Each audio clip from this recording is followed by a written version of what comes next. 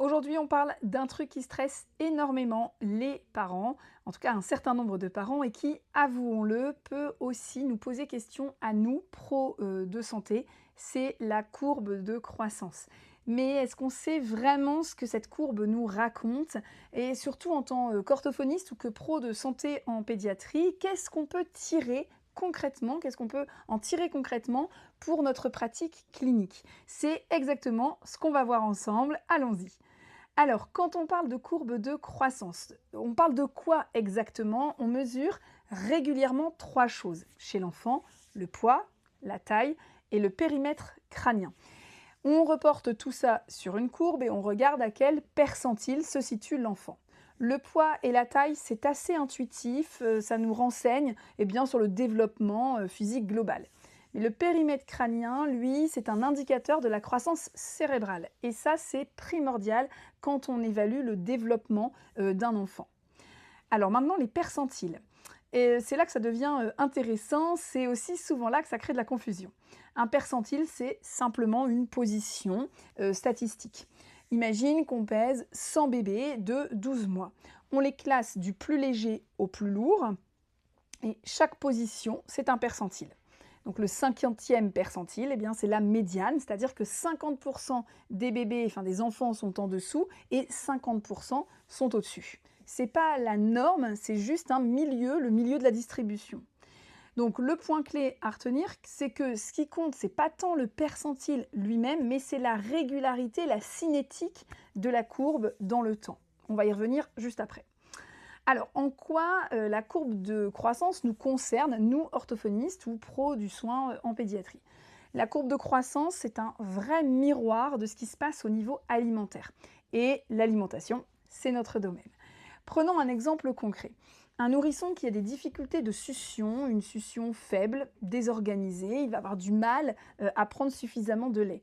Résultat, la prise de poids peut stagner, voire chuter, et ça va se voir sur la courbe. Même chose pour un enfant plus grand qui a une aversion orale, des difficultés de mastication, qui refuse certaines textures. Si l'alimentation est insuffisante en quantité ou en qualité, la croissance peut être impactée.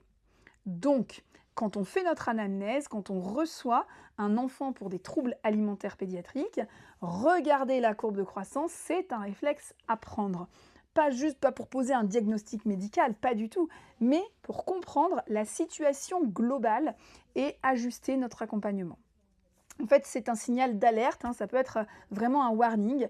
Si la courbe décroche, on sait qu'il y a urgence à collaborer avec le pédiatre. Alors analyser une courbe, ça ne se résume pas à regarder si l'enfant est au-dessus ou en dessous de la moyenne, c'est quand même un peu plus subtil que ça. Le premier point à regarder, c'est la régularité. On vérifie que les mesures sont prises régulièrement dans les mêmes conditions. Parce que avoir une mesure isolée, ça ne veut pas dire grand-chose. Ce qui compte, c'est, comme je disais tout à l'heure, c'est la cinétique qui va compter, c'est l'évolution dans le temps. Donc pas un seul point, mais plusieurs points. Les fluctuations, ça aussi c'est quelque chose qu'on va regarder, parfois il y a un petit écart, alors si c'est ponctuel, c'est pas très grave. Un bébé qui est un peu malade, qui mange moins pendant quelques jours, sa courbe elle peut fléchir légèrement, pas de panique.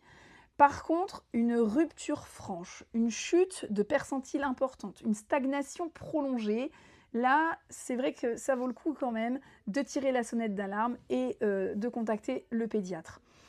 Imagine un bébé de 6 mois, il évolue au 10e percentile depuis la naissance, et là, il chute au 3e. Ce changement de couloir, c'est un signal qu'on doit avoir. Ça peut être lié à un problème alimentaire, mais ça peut aussi révéler complètement autre chose. Et dans tous les cas, il va falloir creuser, donc il faut qu'on puisse réorienter. Nous, de notre côté, on va observer, on va évaluer les compétences orales de ce bébé et on va orienter, évidemment, si nécessaire et si on a une inquiétude quant à l'évolution de la courbe de cet enfant. Donc cette courbe, elle va nous donner un indice. Et bien sûr, c'est à nous de compléter le tableau clinique, chacun dans son champ de compétences. Alors maintenant, on va quand même rester vigilant. La courbe de croissance, c'est sûr, c'est un outil précieux, mais la courbe de croissance ne dit pas tout.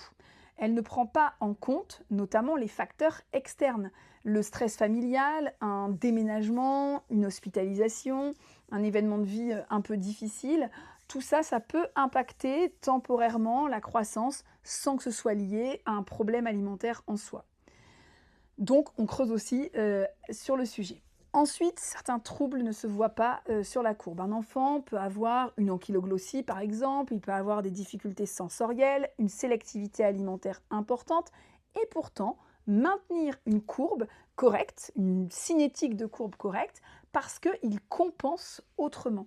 Par exemple, avec du lait ou des textures de lisses uniquement. Donc oui, suivre la courbe, c'est sûr, c'est essentiel, mais l'évaluation du développement de l'enfant et du développement alimentaire, eh bien, ce sera important et c'est clinique avant tout. La courbe, ça va être un outil parmi d'autres, mais ce n'est pas une vérité évidemment absolue. Donc l'idéal, bien sûr, ce sera toujours de travailler en équipe avec le pédiatre, voire le gastropédiatre, la diète, les professionnels impliqués dans le suivi de l'enfant. Donc, pour résumer, la courbe de croissance, c'est un outil clinique qui nous aide à repérer des signaux d'alerte, à comprendre la situation alimentaire d'un enfant et à orienter notre prise en soin. Mais on l'a vu, l'essentiel, ça va être de l'utiliser avec discernement dans une approche pluridisciplinaire. Si tu veux aller plus loin sur ce sujet, eh bien j'ai une super nouvelle. C'est qu'en 2026, on propose avec Happy Ortho la formation Regard croisé, gastropédiatre orthophoniste dans les troubles alimentaires pédiatriques. Et on va décortiquer dans cette formation ensemble, dans des regards donc croisés, avec un gastropédiatre et donc 2 orthophonistes, eh bien tout ce qu'il faut savoir pour affiner notre regard clinique dans les troubles alimentaires pédiatriques.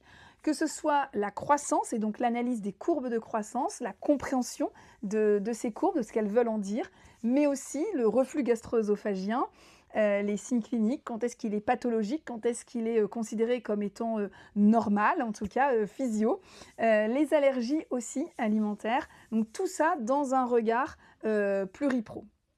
Voilà, donc n'hésite pas à te rendre sur le site Happy Ortho et à découvrir cette formation qu'on propose dans différentes villes en 2026. Voilà, si cette vidéo t'a plu, n'hésite pas à la partager, à la liker et à la partager aussi avec tes collègues pros de santé en pédiatrie, orthophonistes également évidemment, à t'abonner aussi sur la chaîne YouTube pour ne pas rater les prochaines vidéos. À très vite!